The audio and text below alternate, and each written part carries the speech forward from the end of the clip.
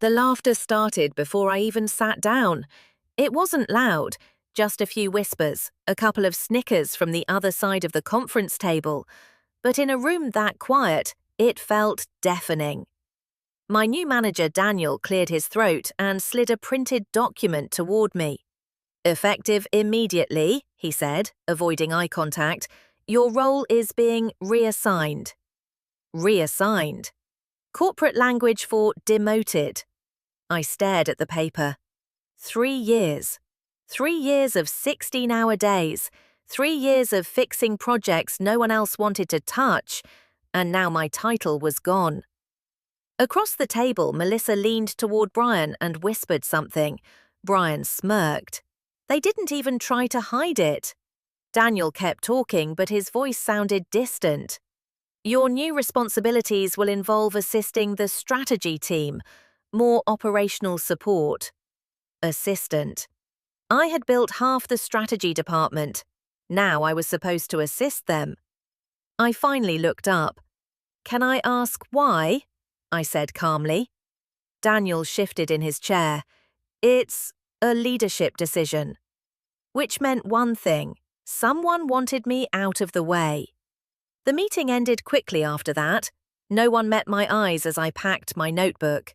When I stood up, Melissa gave me a sympathetic smile, the kind people give when they're secretly enjoying the show. "Hey," she said softly, "these things happen." I didn't respond. I walked back to my desk in silence. By lunchtime, everyone knew. My Slack messages slowed. Conversations stopped when I walked by. A few coworkers tried to act supportive. Most just watched, like spectators at a slow-motion car crash. At 3:47 p.m., my phone rang. Unknown internal number. I almost ignored it, but something told me not to. "Hello?" A calm, professional voice answered. "Hi, is this Emily Carter?" "Yes." "This is Laura from the executive office." I straightened in my chair. "I'm calling on behalf of Mr. Reynolds." My stomach dropped. Mr. Reynolds wasn't just another executive. He was the CEO. "He'd like to speak with you," she said, "privately." I glanced across the office. Melissa and Brian were laughing near the coffee machine. They still thought today was my worst day here. Laura continued. "He asked if you could come to the 27th floor tomorrow morning." The executive floor. My heart started pounding. "Of course," I said carefully. "Perfect, 9 a.m. The call ended. I slowly placed the phone down. Across the room, Melissa caught my eye. She raised an eyebrow. "Everything okay?" she asked. I nodded. "Yeah," I said. Then I looked back at my screen. Because tomorrow morning, I was going to find out why the CEO wanted to see the woman everyone had just laughed at. That night I barely slept. I kept replaying the meeting in my head. Daniel's voice, the printed document, Melissa whispering, Brian smirking. The worst part wasn't the demotion, it was how sudden it was. 2 weeks earlier, I had presented the quarterly strategy report directly to the executive team. Daniel had congratulated me afterward. "Best analysis we've had all year," he said. Now suddenly I was being pushed into an assistant role? Something didn't add up. The next morning, I arrived early. The office was still quiet, just the hum of fluorescent lights and the cleaning crew finishing up. I logged into my computer. Overnight, my access had already changed. Folders I had managed for years were locked. Strategy dashboards? Restricted. Project analytics? Gone. Even my email permissions had been modified. It felt like someone was erasing me from the system. I leaned back in my chair. This wasn't just a demotion. Someone had planned this. At 8:30, people started arriving. Brian walked in first. He noticed me and gave a slow clap. "Wow," he said, "didn't think you'd still show up this early." I ignored him. Melissa came in a few minutes later. She set her bag down and smiled at me in that fake, friendly way. "So," she said lightly, "how are you holding up?" Fine. She tilted her head. You know, sometimes leadership just decides someone isn't the right fit anymore. I looked at her. For strategy? I asked. She shrugged. You never know. Then she walked away, but something about the way she said it stuck with me. At 8:50, Daniel walked past my desk. He stopped. His expression was stiff. You settling into the new role? He asked. I almost laughed. It's been less than 24 hours. He nodded quickly. Right, well, we all have to adapt. Then he lowered his voice. Just try to keep things professional. Professional? Like they hadn't humiliated me in a room full of coworkers. I checked the time. 8:56. 4 minutes until my meeting upstairs. I stood up. Brian noticed immediately. Big plans? He asked. Meeting. With who? I grabbed my notebook. The executive office. That got their attention. Melissa looked up from her computer. Executive office? She repeated. I nodded. CEO requested it. The room went quiet. Brian laughed. Yeah, okay. Melissa forced a smile. Probably HR paperwork, she said. Exit interviews start early these days. I didn't respond. Instead, I walked to the elevator. The ride to the 27th floor felt longer than usual. When the doors opened, everything looked different, quieter. Carpeted hallways, glass offices, soft lighting. The executive assistant at the front desk looked up. Emily Carter? Yes. Mr. Reynolds is expecting you. My heart started beating faster. She stood and opened a door at the end of the hallway. Go right in. I walked toward the office. My hand hesitated on the door. Inside was the CEO of a billion-dollar company, a man who had probably forgotten more about business than I knew. Why would he want to talk to someone who had just been demoted? I took a breath. Then I opened the door, and the first thing he said made my stomach drop. Emily, he said calmly, I've been looking into what happened to you. He leaned back in his chair. And I think someone in this company is lying. For a moment, I just stood there. The CEO of the company was looking straight at me, waiting. I'm sorry, I said carefully. Mr. Reynolds gestured toward the chair across from his desk. Please, sit. His office was surprisingly simple. No flashy decorations, no giant awards on the walls, just large windows overlooking the city and a clean wooden desk. I sat down, trying to keep my hands from shaking. He folded his fingers together. I reviewed the leadership notes from yesterday's restructuring meeting, he said. My stomach tightened. And something didn't make sense. I didn't say anything. He continued. According to the report submitted by your department, your performance had declined significantly. I blinked. What? He turned his monitor slightly so I could see it. A document filled the screen. Performance concerns, leadership issues, failure to collaborate. My chest felt tight. That's not true, I said quietly. I know, he replied. That made me pause. Mr. Reynolds leaned back. You presented one of the strongest strategic reports this company has seen in years 2 weeks ago. He tapped the desk. I was in that meeting. I remembered. It had been a large executive presentation. I never expected the CEO to actually notice me. But the written evaluation submitted yesterday paints a very different picture. He studied my reaction carefully. Do you know why? My mind raced. Daniel, Melissa, Brian. Someone had written that report. Someone had deliberately destroyed my reputation. I don't know, I said honestly. Mr. Reynolds nodded slowly. That's what concerns me. He stood and walked toward the window. The silence stretched. Finally, he spoke again. Tell me something, Emily. I waited. Who worked with you on the Q3 strategy model? Mostly me, I said, but Brian and Melissa helped with some data inputs. He nodded slowly. And the presentation deck? I built the structure.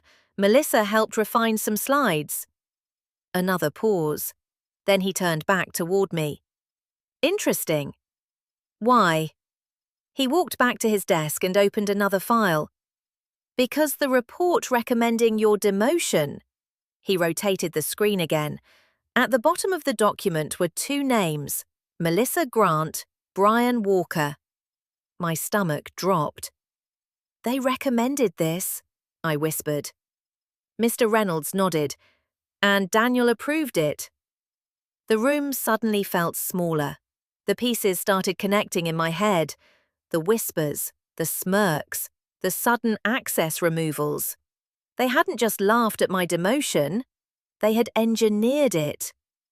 I felt a mix of anger and disbelief rising in my chest. But why? I said. Mr. Reynolds studied me for a moment. Then he asked a question that made my heart skip. Emily, who actually built the predictive model used in that strategy presentation? I hesitated, because the truth was awkward. I did, I said. Entirely? Yes. He nodded slowly. That's what I thought. Then he opened another window on his computer. This morning, he said calmly, Brian and Melissa presented that same model to the board. My pulse spiked. What? They claimed they created it. My hands went cold.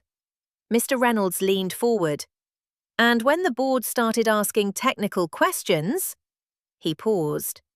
They couldn't answer a single one. He looked directly at me. So now I have a very serious question. The room felt completely still. His voice was calm, but the weight of it was heavy. Emily, he said, are you prepared to explain your model to the entire executive board in 30 minutes? My heart started racing. Because downstairs, Brian and Melissa still thought they had gotten away with everything, and they had no idea what was about to happen. For a second, I thought I had heard him wrong. The board? I repeated. Mr. Reynolds nodded calmly. They're still in the conference room. My heart was racing. 30 minutes ago, I had been the woman everyone laughed at. Now the CEO was asking me to walk into the most powerful meeting in the company. I swallowed. Yes, I said. He stood. Good. We walked out of the office together. The hallway felt impossibly quiet. Every step toward the boardroom made the situation feel more unreal. When we reached the doors, Mr. Reynolds paused. One more thing, he said. Yes? Just tell the truth. He pushed the doors open. Inside, 12 executives sat around a long table. At the far end, Brian and Melissa. They were mid-presentation. Brian was pointing at a slide. And as you can see, our predictive model identifies consumer demand cycles with... He stopped, because everyone in the room had just turned toward the door. Brian's face froze. Melissa's smile disappeared instantly. The CEO walked in first, then me. A quiet ripple moved across the table. Mr. Reynolds spoke calmly. I thought it might be helpful if we invited the person who actually built the model.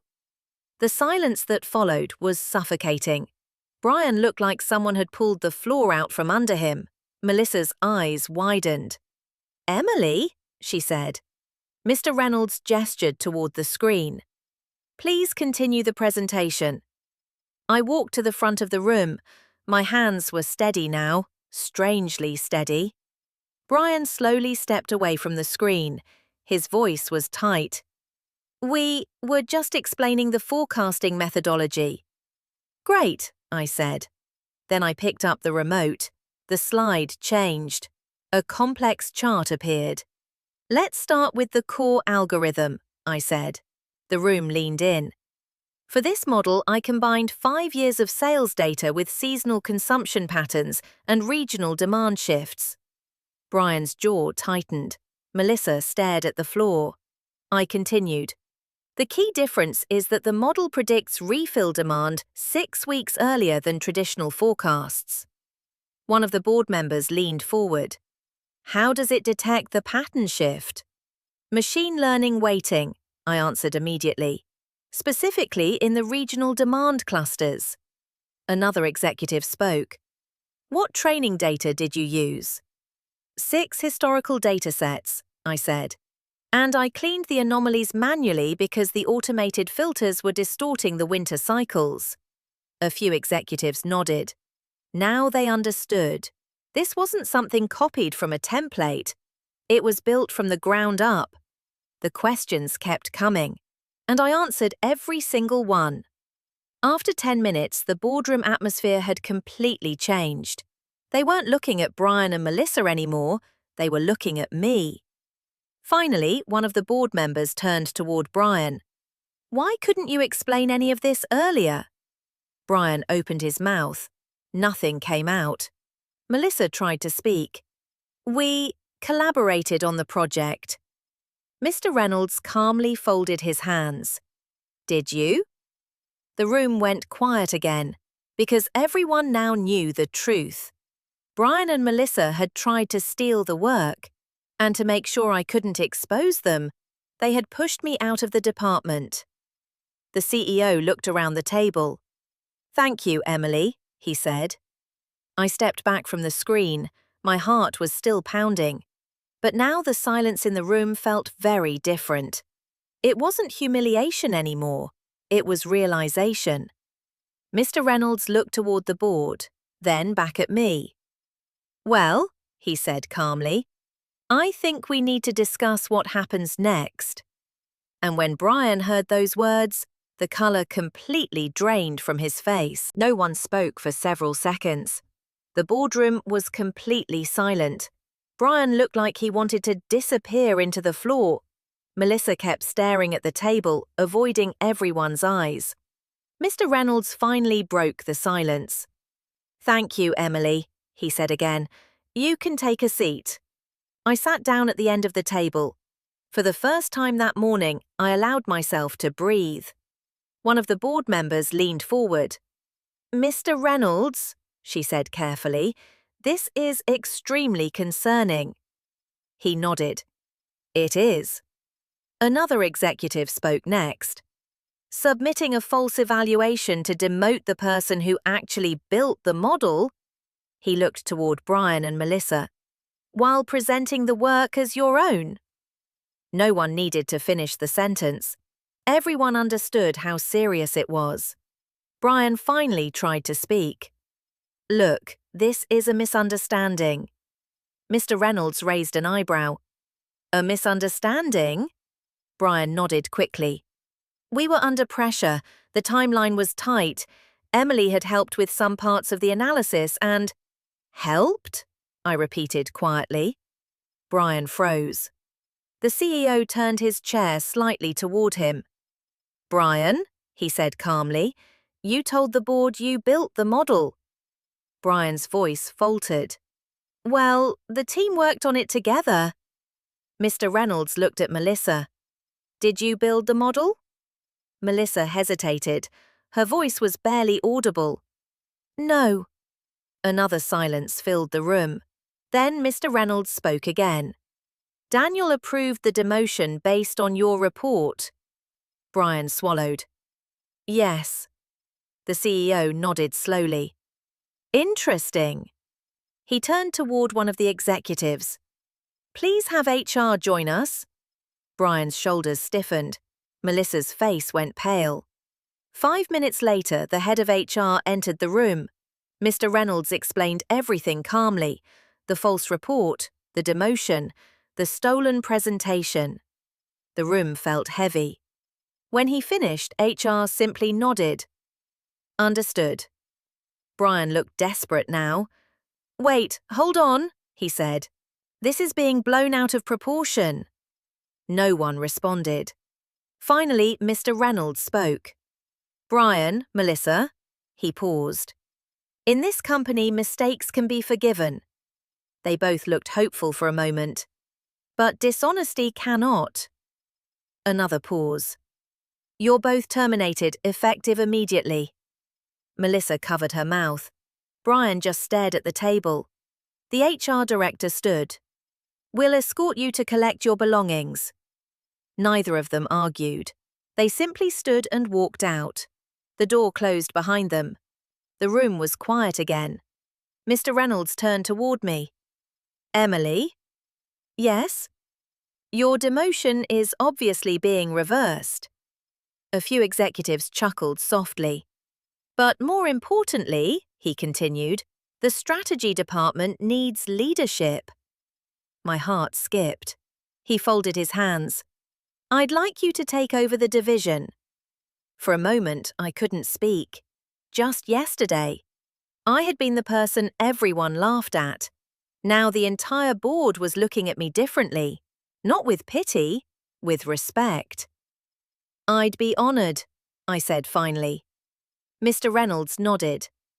Good. The meeting ended shortly after that. When I walked back to the main office floor, something felt different. People looked up as I passed. Whispers spread quickly. Brian and Melissa's desks were already empty. Daniel avoided eye contact when I walked by. I sat down at my desk. My phone buzzed almost immediately. An internal announcement email. Subject line: Leadership Update, Strategy Division. I opened it. Please join us in congratulating Emily Carter, newly appointed Director of Strategy. I leaned back in my chair. Across the office, the same people who laughed yesterday were now staring at me. Some looked shocked, some embarrassed. A few even smiled. But the truth was, their laughter yesterday had never been the end of my story. It had only been the beginning.